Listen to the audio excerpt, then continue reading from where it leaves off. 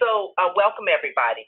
I'm really excited today because we have one of our CARE members here with us, and he has actually bringing his brother's group work to us. So let me read my thing so I don't get off script. So anyway, we are happy to have Jesse Brooks and his co-presenters here to talk with us about the Brothers Group, a support group for Black HIV positive men. Jesse's partnership with CAPS PRC and his work in HRV are extensive, focusing on varied activities and activism. Jesse was raised in Oakland. I didn't know if you were born there. I wasn't born. Okay. I was raised.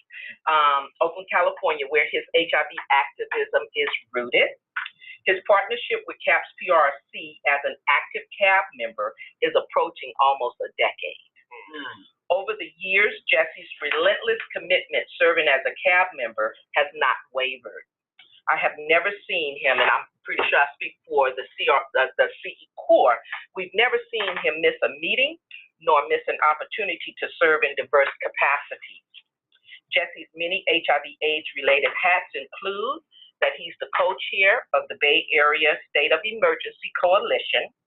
He's the advocacy coordinator of the AIDS Healthcare Foundation of Northern California. He's a past CAB co-chair. He still is on the CAB as a member, and he's worked on multiple research studies, including the now famous EXPLORE study, which focused on MSM, sexual behavior, and HIV transmission, and the Urban Health Study, which focused on HIV transmission among the IDU community. Jesse, anybody that knows Jesse knows that he's a passionate photographer. Jesse, don't take my picture, please. And writer. He is often seen documenting HIV community activities through his camera's lens. Yes, he does. He does. His weekly column in the Post News Group, the largest African-American paper in the Bay Area, reaches over 80,000 readers. In the interest of time, I'm not going to talk about your theatrical talent. Okay. And I'll refer everybody to the announcement that Rochelle put out. But anyway, really want to welcome you and really want to welcome your team. Thank you. We you. really appreciate you coming. Thank you. Okay. So I want to say thank you to UCSF, the CAPS, to Barbara, Margarita, Rochelle, now that I've met Greg, Daryl, and to be a part of the CAB has been one of the best parts of my life in the last 10 years. It's augmented what I do. I bring a lot to the table as far as Oakland and working with Black communities over in Oakland, but CAPS also has given me resources and education to take back to my community. So I want to thank you guys, and it's been a pleasure. I also want to thank my co-presenters who are members of the Brothers Group, and these are two of the people that come faithfully, and I'll let you kind of introduce yourself. This is Raj. Yeah, Raj. Hey, everybody. Hi. Well, good afternoon, everybody. I'm Rick Jellybean or Ricky Ellison. Good. And so thanks everybody for showing up. I think this is like it's not my first presentation ever, but to the CAPS. I'm kind of nervous, but I'm in, feels like family. You did. And so the Brothers Group is a support group for Black HIV positive men. I'm the facilitator since around 2014. And so everything that Barbara just said is there, so we're going to skip that. And so I wanted to first start with the evolution of psychosocial support groups. When I became infected in 1993, and before that, support groups were meant to help people accept death and to teach them how to sell their life insurance and just work on emotional, psychological issues of knowing that the death was imminent. So I didn't die, and a lot of people didn't. And then in the 1990s, support groups were about dealing with some of them horrendous side effects, and just dealing with the side effects and trying to live life, dealing with the side effects and sharing information, dealing with side effects. I'm happy to report, and not for everybody, but since 1998 with the cocktails, things have turned around where we're not talking about side effects. We don't specifically talk about death. We talk about going back to school. Mm-hmm. We talk about getting a job. Mm-hmm. We talk about bettering yourself and living a good life. And so I'm happy to say that, and that we're living in these times. I'm glad to feel that. And now we're talking about the cure in our community. So I just want to state this. This is kind of a general how the men that come to my group feel. I love being a Black man. We are hated by many, supported by few, and stronger than all. Okay? And we also talk about how we are powerful individually, but together we are unstoppable. So part of the group is to bring a bonding kind of community to Black men. And the Brothers Group was created through a federal grant in the early 2009, and it was specifically designed to get post-incarcerated HIV-positive African-American men and African-American MSMs back into care and to identify gaps and factors into falling out of care. This is Juba Columba, who at the time was AHS Northern California Health Program Manager from 2007 to 2014. And it was him that found a loophole in the language to make the group available to all Black positive men in general. And actually, Juba is working with St. James Infirmary now. So Black men, and so also I got a lot of this information off the CAPS website, fact sheet, which I helped to create, so I felt comfortable using it. Black men include different ethnic groups from African diaspora. They are friends, diverse family members, fathers, grandfathers, husbands, partners, brothers, uncles, sons, nephews, and cousins, colleagues working in professional and blue-collar jobs. They also represent different sexual orientations, have diverse spiritual and religious beliefs, and they speak different languages among having other demographic differences. And I put that there because the Brothers Group is diverse. So the only requirement to be a part of the group is to be a Black man living with HIV. So we talk about sex, but we have people with different sexual orientation. We talk about spirituality. We have people with different beliefs. And so it's really amazing some of the topics that we have and some of the deep conversations that we have. And actually, that's what I like about the Brothers Group. It's not just a surface group where we're just talking about surface things. We really get deep. Sometimes we cry and we laugh and hugged and got mad at each other. So HIV is a health emergency among Black men of every age and sexual orientation. And this is also from the CAPS website as well. In 2015, 33% of HIV infections diagnosed in the U.S. were among Black men. They were diagnosed 8 times more than white men and 2 times more than Hispanic men.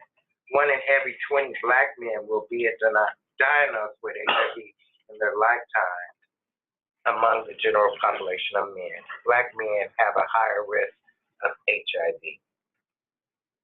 And so we start off our group doing affirmations. And so I bring affirmations to the group. The men will come in and bring affirmations. And so this is one of the affirmations that we use. Courage is the power of the mind to overcome fear. It is one of the most supreme virtues that a man can possess.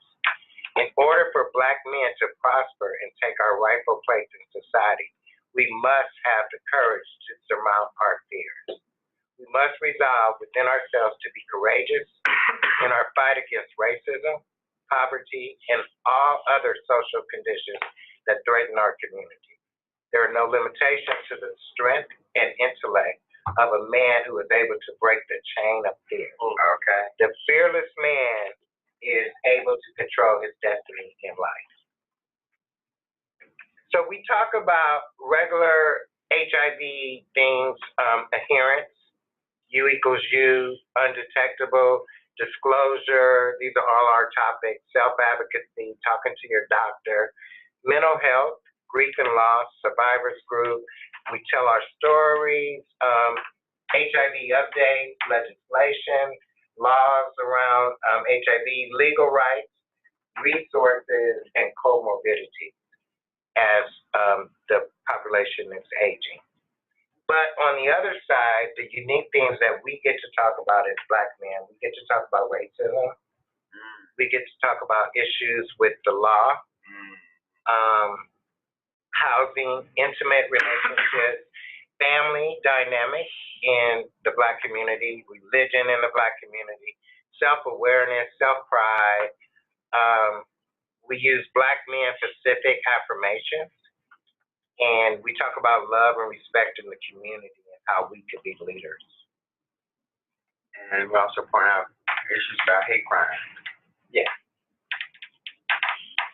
Many factors affect Black men risks of HIV infection. So one of the things that we deal with is stigma and discrimination.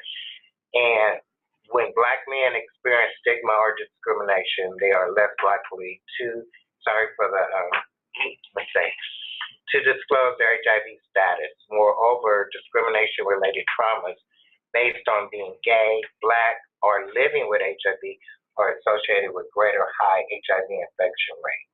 Racist attitudes of non-Black and social networks and environments have been found to stigmatize and isolate Black men. And I want to say that stigma is one of a big topic that we talk about, especially since our group is so diverse. So when we talk about stigma, we're talking about stigma of HIV positive heterosexual men, that they have to deal with the stigma that everybody assumes that they got their transmission through gay sex, or just the stigma of being in a room with gay men. We talk about internal stigma as well as external stigma.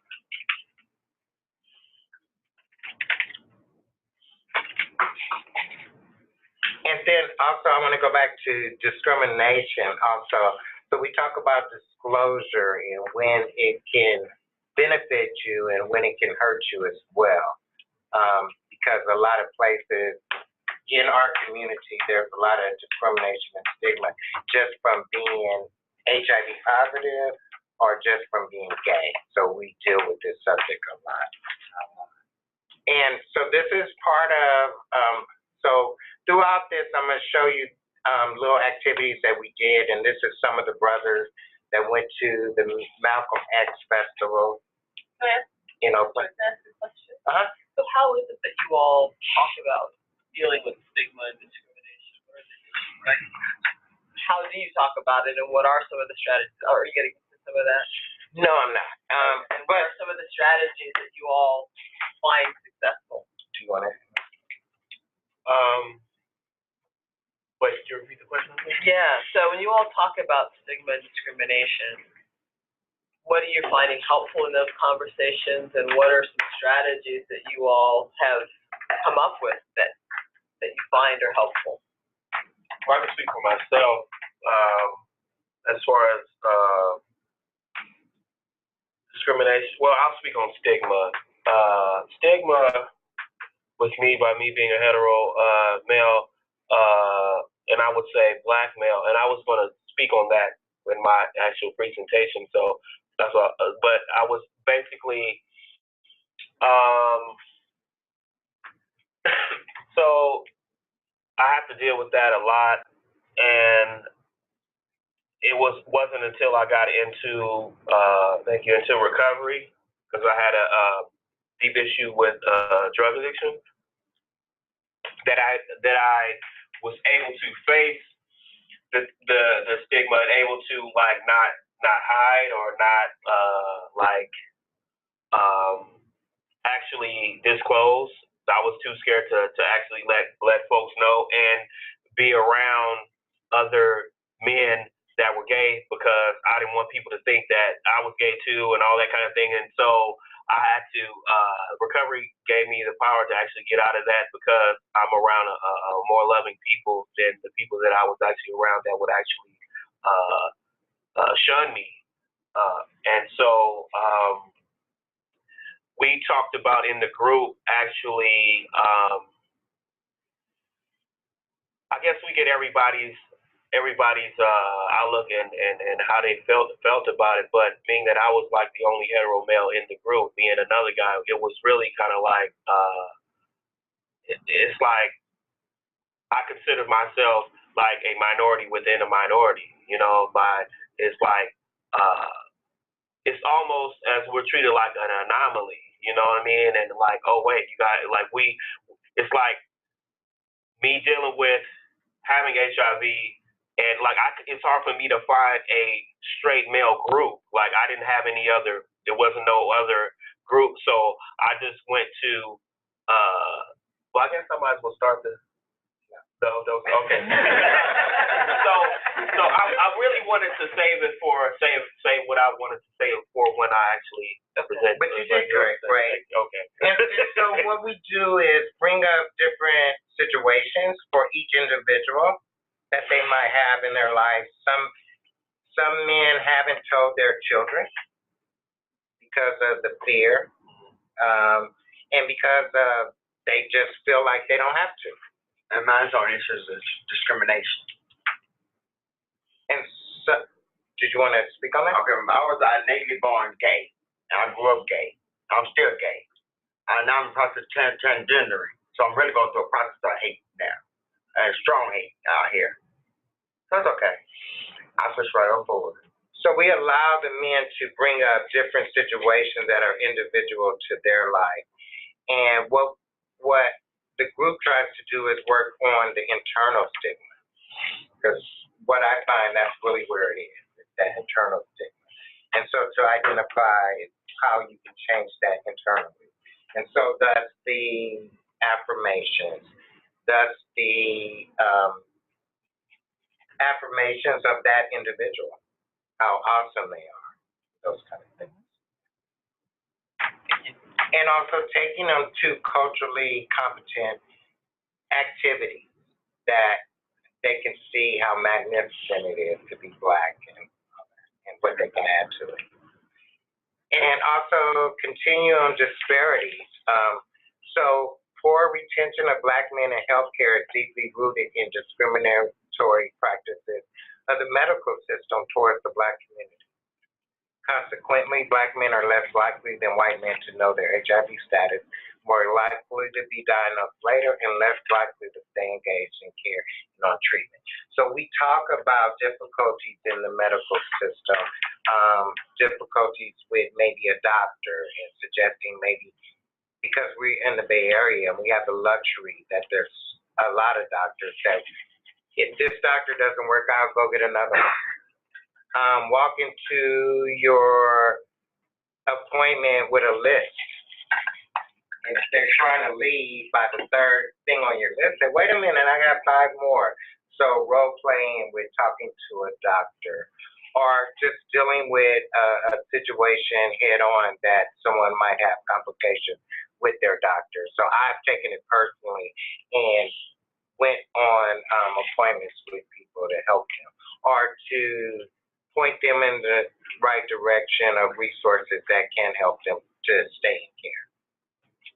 Because rarely do we get more than 15 minutes worth of doctors. Rarely. If you let them.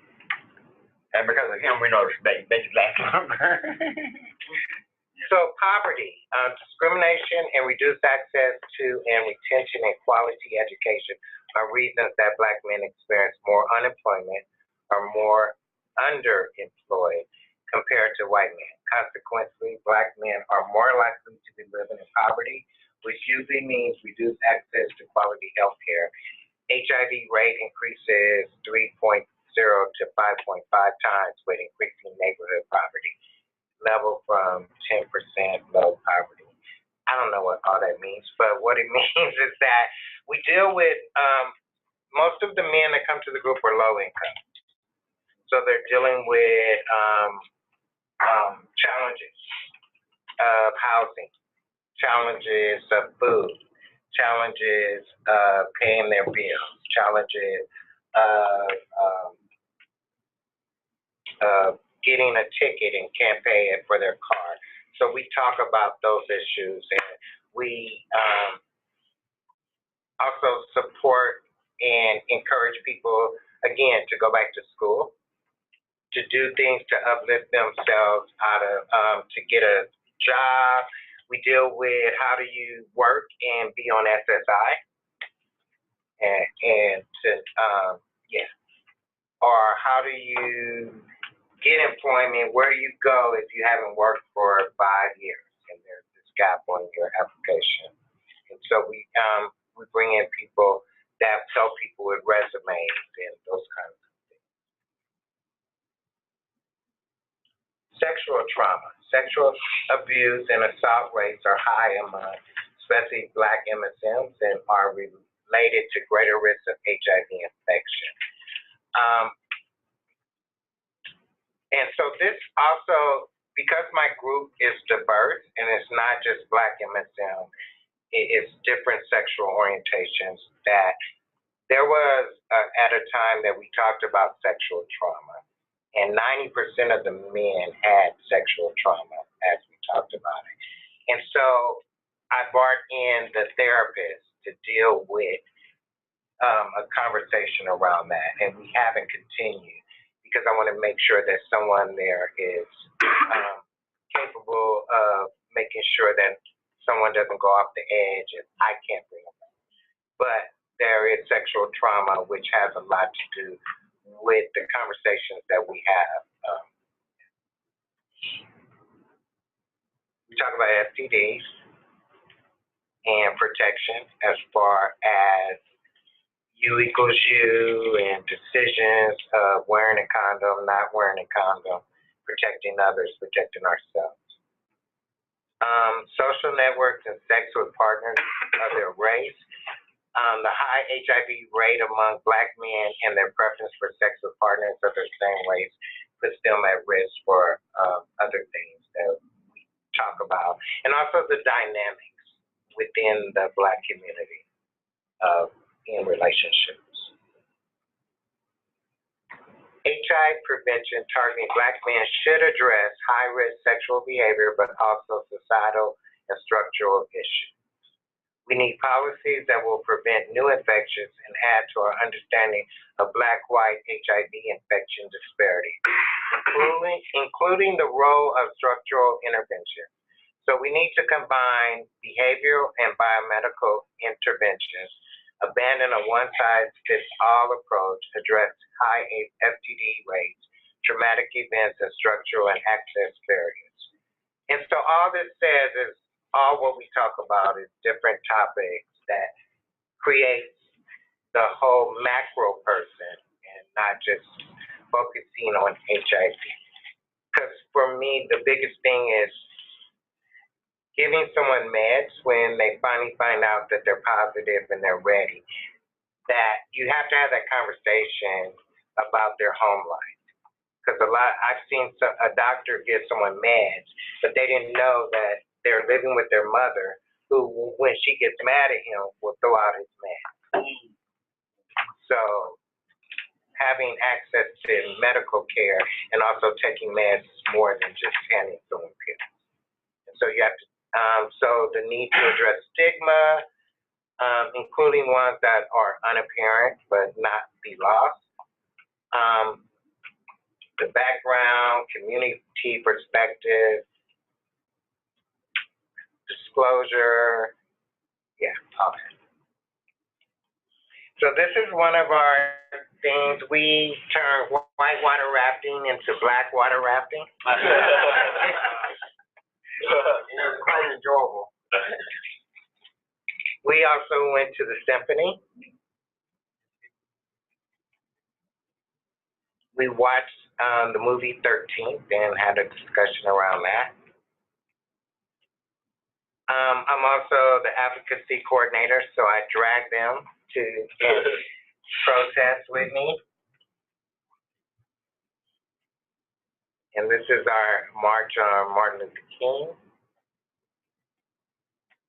This is Black water rafting. Yeah. I just said it, yeah. This is honoring our experience that is collaborated with Shanti, and they go up for a weekend and they do storytelling and healing things. So, and before we first went, it was mostly there wasn't a lot of Black people that went to this retreat. And now, the last retreat, Rod said there were so many Black women, Black people, that it was just amazing. So I'm happy. We also talk about how we treat each other as we talk about police brutality and police murders. But how do we treat each other when we see each other? And even in the group, we make, I wouldn't say rules, but we have things to respect each other, even in argument, even in disagreement. When we see each other on the street, we mean mugging. I am your brother. Let's salute each other instead. Real talk. And our success depends on our ability to recapture our sense of community. We must learn to live together as brothers, or we will perish together as fools. And that's exactly what's going on. That's Martin Luther King. And there is strength in unity. And one of the things I didn't put in is that we also do a lot of cultural things. We've been to Alvin Ailey, Sylvester Play, the Circus Soleil. We've also did some sad things. We had a brother that died of colonal. I'm not sure. He died of a cancer. Yeah. Yeah. LeBron's lover, and I was pallbearer. And we went as a group as pallbearers and to support. So we support each other in health issues and also around sadness. So I think that's it. Us together. That's it. Thank you. So now I'm gonna let Raj tell you his experience with the group, and then we'll have Joey. Hey everybody, my name is Raj, and my full name is Rajale. I just want to, say people like, hey, what's up, Roger, or stuff like that. So my name is Rajale, and means complete man. And so I wanted to do like a little bit of background before I joined the Jesse's group, because I just kind of want to tell you how I came to knowing that I was HIV positive. So just a little bit. So basically, I was sick and I had a cold that I couldn't get rid of, and I was trying to heal it through teas and all kind of, because I was raised holistic and stuff like that. So I was thinking like, hey, this is something so I was trying to do it the holistic way, like not Western medicine or whatnot. And so that didn't work. And so I had thrush real bad, didn't know why I could hold food down and all that. So then I just finally had my brother take me to the hospital. Thank you. So I went to the hospital, and they gave me a test, HIV test, and they were like, yeah, you go on back home, and they said, we call you back, and then come back. So I got a call back, which that was the worst call I ever could have got. I was just surprised that they would call me back. They're like, yeah. And I was told it's not cool for them to tell you over the phone. You know what I mean? Like, they're telling me over the phone, like, you're HIV positive 9 times out of 10. We need you to come back. And like I was saying earlier, thank you, I was addiction, and I was at the dealer's house, and I was like, wow, so it's time for me to just die. So I'm gonna get high, as high as I can, and get myself off, because that was it. I never knew about any meds or anything like that, so I was figuring it was a death sentence. So there was a voice that told me go back to the hospital. You need to go. You need to go do what they're talking about. So I went back, and it was true that I was positive. Told my mom and all that, and they were like, you can live. This is not a death sentence, and you can live. You have meds and all that. I had no idea about anything around HIV, and so I immediately, they kept me at the hospital for some days. I found I had sepsis, and I had no idea what that was. I found out later on that was life-threatening, but actually I'm supposed to be here. And so my T-cells, when I came out of AIDS diagnosis, it was at 20. So after that, I immediately got on meds, and I started eating and stuff like that. And so I was like, my next step, I'm going to drop the drug. I got into a treatment program, and that was the best thing for me at the time. And it still is the best thing for me.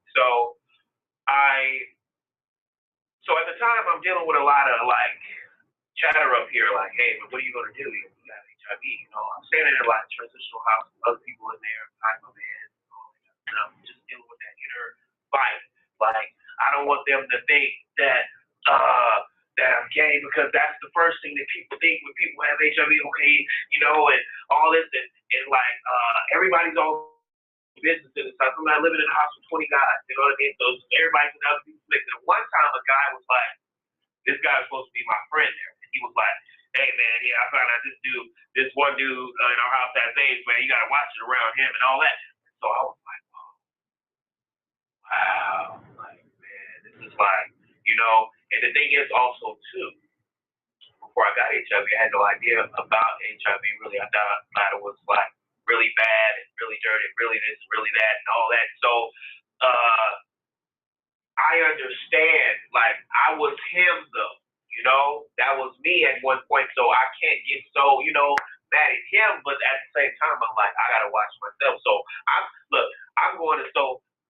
I became an advocate for HF too, right? So, but I'm getting all kind of paraphernalia from the mugs and all kinds of T-shirts. I'm hiding them, and I don't want them. And this is how deep this stigma is. This is how deep it is within.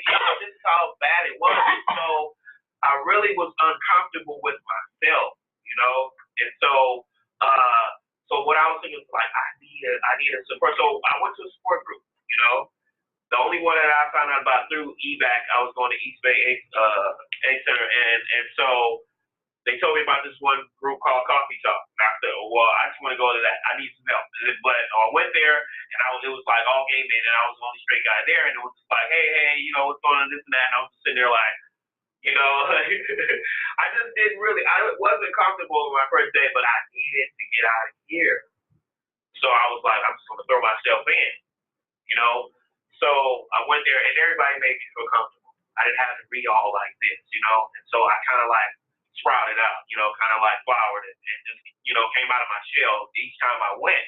And so so from going to that group, I found out from the guy that was going to that group, I found out about Jesse's group, And so I went to Jesse's group, and it's it was so much love there. It was I also too, by me being in recovery, it gave me strength to fight this right here, and so it just, man, how should I say it? Jesse's group helped me flourish. Jesse himself, but Jesse's group helped me flourish and not be ashamed. I was me and this other guy were all straight males there, but it wasn't I wasn't getting bombarded, I wasn't made to feel uncomfortable, and realize that I'm not an anomaly, you know what I mean? I'm not alone in this. And so like I said, we're going on outings and different things and whatnot. And also too, he gave me a chance to so I co co-facilitated one time, and then I facilitated another time, and he was like, hey, if you want to talk about something. So I was like, well, you know what? Because I'm newly diagnosed. I was diagnosed January 2nd, 2017. So I was like, I want to come up with a topic that I can get help with. So I was like, hey, let's talk about how did you feel when you were newly diagnosed? So that's what I put on the table, and everybody gave their input, and everybody, So I've come with affirmations and stuff and things of my own, and like this is therapy for me. It's like for everybody, but there was a lot of times that I need the help. I need it. So everybody was welcoming and whatnot, and so. I just appreciate it. I'm going to let you know, too, because I'm really honored. Thank you, Jesse, for bringing me here also, too. It's an honor to be here to be able to speak. But the group really allowed me to get out of myself, because it still goes on. Still the self-doubt and the down talking and all that kind of thing. But every time that I push through that and go ahead, like, I think that people think a certain way about me because I'm HIV positive, so that's why it's like it was for the most part like I'm not gonna tell them that like I don't have to wear it as a badge like hey hi how you doing, my name is Rajs, I'm HIV positive. I don't have to like introduce myself as that, but I'm not so like I'm not hiding behind it or nothing like that. It's like I still can disclose without the shame around it. I'm not dirty. But the thing is though is that I had to push through, that and the group is 100% therapy, and we eat, we break bread, we have fellowship, we ask about how you doing with your man, you taking your meds, how you doing with your health, all of these is like a rundown of things of how you doing with your day. Some days it's not always good. I get tired of taking meds every day a lot of times, but I've done it. I've never missed a day ever since I first got the meds, because I want to live. Like, I have family members. My brother, he's like, well, he's sending me stuff on YouTube like, well, HIV is a scam and it's not really real and all that kind of stuff. Hey, man, look, show me something. Because the thing is, I have proof that the meds work. I don't know about proof about stuff that you're talking about and all that, but the thing is, Dr. Savvy and all these other people and all of a sudden, look, the meds work. I said it like, I go on what people are doing before I got here. You know what I mean? And it's, the way it's already been paved, I'm going to go down that way because they're alive today. And they're flourishing. That's the thing about surviving and flourishing. I'm flourishing right now. I'm happy to be me right now, And so, I guess that's it, I just appreciate I thank you so much, Jess. Appreciate it.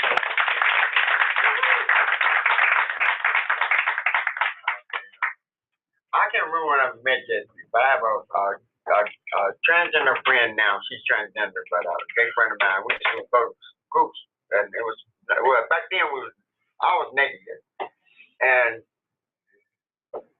in 2009 I was told I was positive. 2011 I was hospitalized with no T cells. They told me I should be dead, and I guess now I should be a long-term survivor. History school. Before I was male, gay boy, and I think I met you through World, or was it Billy Cooper? Billy Cooper. Because Billy Cooper, he like all groups about being positive, and me wanting to know, because then I was negative. I want to know. Now I'm positive. Now I got to know. And on the textbook, my T cells at age 69. Things going good. Me being a gay man, transgender in this group, I love it because I'm respectful of all the men. All men, I love it. And I'm treated as being just me. Not sexually separated or nothing. It's just being a brother. I'm cool like that. I like it like that. And Jesse gives me power to be me and accept me for being me. And I like just being who he is. And I like the guys because they treat me like a man. Not really, but they treat me like a brother. I'll say that first. But because they treat me as a gay boy and they leave it like that, it's cool. I don't know. Girl, what? Hold on, I get this question. If they ever find a cure, will we all be cured from it who have it? Or will it be a farce? That's my question. To you guys. Thank you. Yeah. I guess it's open for questions before I cry. Y'all are trying to swap. So thank you guys. I'm always in awe of storytelling. I love it. So to answer your question, Jesse, you said you didn't know what something meant on the slide. And that's one of the things that keep coming up is understanding, scientific writing and stuff. So just to let you know what that was saying is that as poverty increases, so does the HIV rate. Oh. So the 3.3 rate was for low poverty areas, and the 5 rate was for higher poverty areas. Anyway, Thank you. You're welcome. I'm wondering, I think this is powerful, and I'm wondering, how do you guys document what you do, and specifically any outcomes? I mean, you talk about, real empowerment and stuff like that, but other kinds of outcomes also in terms of prevention, lowering the rates, kind of stuff like that. Because I think that the work, I've never heard you talk about this. So I just think that this work really should be documented in a way. I agree with you, and we're trying to come up with some type of form that can document the work we do and the areas that it helps in. Right now, it's kind of anecdotal work, and and the only thing I can say, we talk about adherence.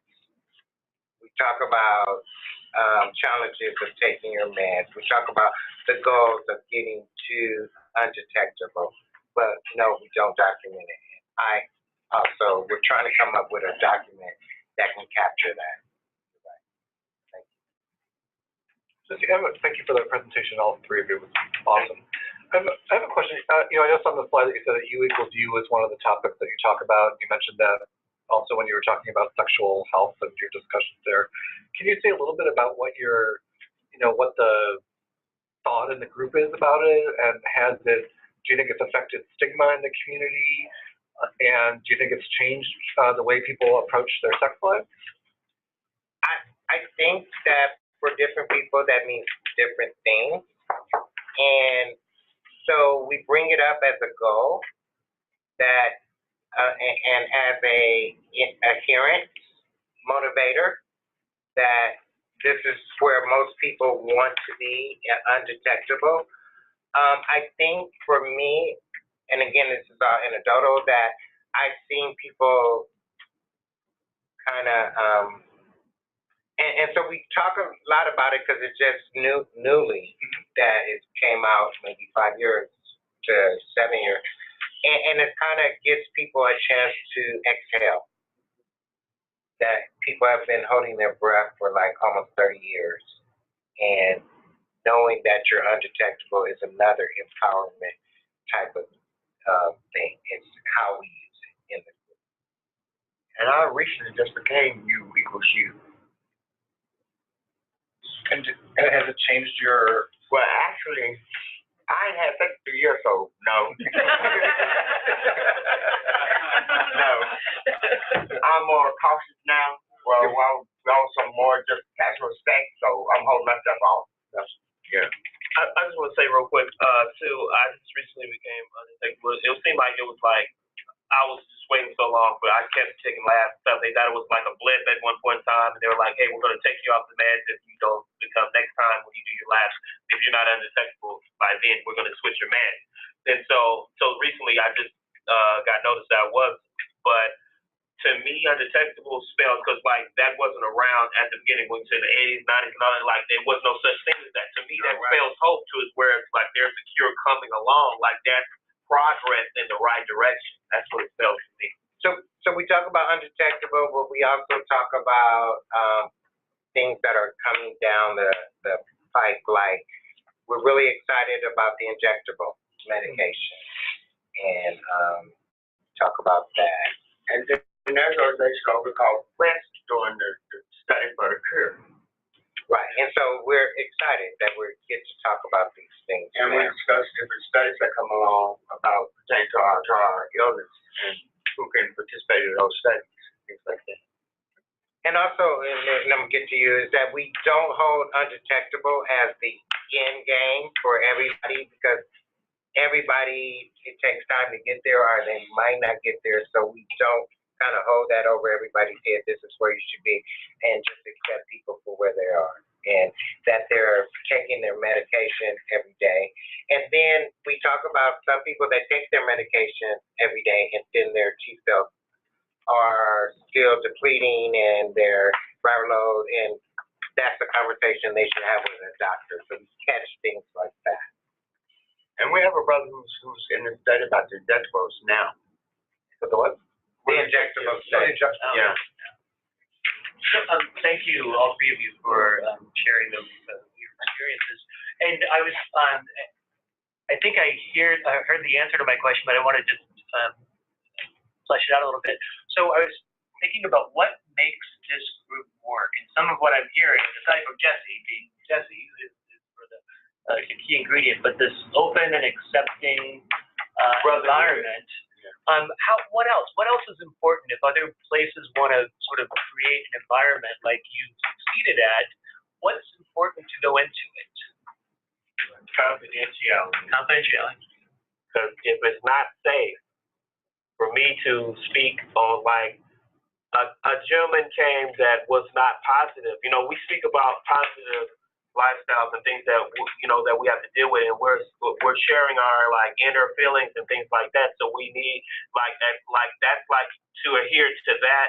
Like that has to be respected. Confidentiality to me is everything, because it's like I should be able to share what I want to share without somebody going outside and speaking to I believe that's like a core kind of thing to like have when you create a group or have a group or keeping a group together. Yeah. And you're right. That's the one thing that can get somebody ejected from the group, is that what said here stays here. Aside from violence or something like that, but that's a key part, is confidentiality. And it's also looking at the outside issues, again, like police brutality, racism, discrimination, but it's also what can we do as a group to contribute to being better individuals, better family members, and better community members. And so it's the expectation of loving each other and respecting each other. My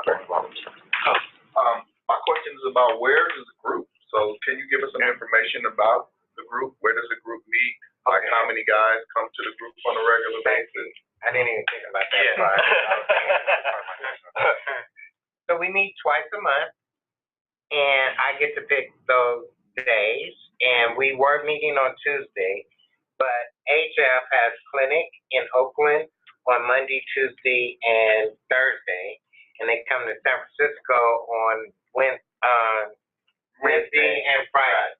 And so the Tuesday, people were walking through our group, and so we moved it to Wednesday, a day that they don't have clinic. So we have the clinic all to ourselves. So we meet 2 days out the month, and we meet from 12 to 2. Average number is 10, 8 to 10 guys. We have gotten up to 15, and we have been low as 3. Still meet. I'm curious, you guys all became positive at very disparate times, like you in the early 90s, more recently. What are your feelings on PrEP and the knowledge that, our community that's kind of either missing or we're trying to get to our community, and just the advent and how it's kind of like, affected the ether in general. I like the fact that now they have a commercial on about prayer. And when I came out, they didn't have none of that. And they had word of mouth about pepper prayer. And midday doctors and nurses, I knew about those things. But outside of that, if they did not have a commercial, these guys don't know. And if it is not pushed in schools for the youth, we're going to lose some kids. So my feeling is to educate the group that we have, which will reach their families, their circles, and their community. Because for me, and I think about, I wish they would have had PrEP when I was young. But to be honest, I wouldn't have took it as a Black youth. Why not? Well, I'm gonna say because The phobia. it was internal phobia for me, and my family didn't talk about sex, so it was hard for me to admit that I was having sex, and I was having a lot of it, and so it would have just been, and so it's and then also what might have convinced me is seeing other Black people on posters talking about, like you said, the commercial. For me, it was Magic Johnson that made me know that I was going to live. Before that, I thought I was going to die. Then I saw another Black man with HIV. So PrEP has to be in our voice and coming from us with our hand out. Any more questions?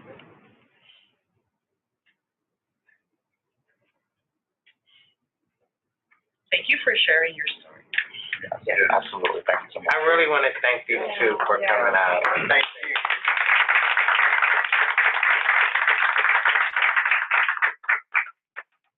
So, before we leave, I have a question, and it's kind of uncomfortable asking, and I just want to ask it. As we talk about PrEP, and we talk about Truvada. So Truvada, I've taken Truvada for years, and now they are in a lawsuit around Truvada because of the side effects that it causes. Like I just been diagnosed with osteoporosis from taking Truvada long term. And also the lawsuit is around them withholding the Scobie, even though they knew Truvada did this. But what are we going to do as we go forward in offering people Truvada, knowing that's the long term? So, and I know some people say the benefit outweighs the risk. And I just don't see us talking about it. I'm sorry. We need to talk about it because that fear is out there.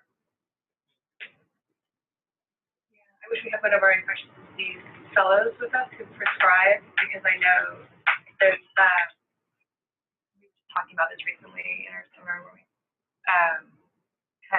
it seems like there's the Scobie is available now. This lawsuit about the fact it wasn't available for so long. Right. And so you're wondering about the use of Truvada going forward. Right. Can they prescribe the Scobie I got the for feeling, PrEP yeah. instead of Truvada? I think it's just been approved. Okay. That's what they. That's what I want to hear. Yeah, It I seems like don't have the exact details, but that's my impression. Okay. That And then it was gonna an be out there. industry battle over it. Because I remember when we had somebody from pharmaceuticals from Gilead here, and I remember that was kind of a topic of the moment where it still hadn't. Yeah. Have you met Nadia Severi? I feel like I was taking a totally different field when I was on Truvada. I haven't. And I'm sorry, that's the activist in me. Yeah. Totally. And it's helpful to everybody here to know what is on the top of your mind. Yeah. We have a pharmacy expert who's tracking all of that real carefully, and She's talked to the CAB before, but you've given her input on her research project. That's probably said the thing. Yeah, but maybe we can ever come to that update. maybe we can ever come to like a mini session at their next CAB meeting. I would love that. Oh yeah. Thank you. Yeah, because that's important. What happens with Truvada now? That's why I love it. Are they going to sweep the problems under the rug and keep? Right. I'm not going to let them. I'm sorry. Just money to be made. right? Right. For the continued future. So this is important. Well, and I'm thinking of long-term health. That's what I'm thinking about. Absolutely. Of long-term health of negative.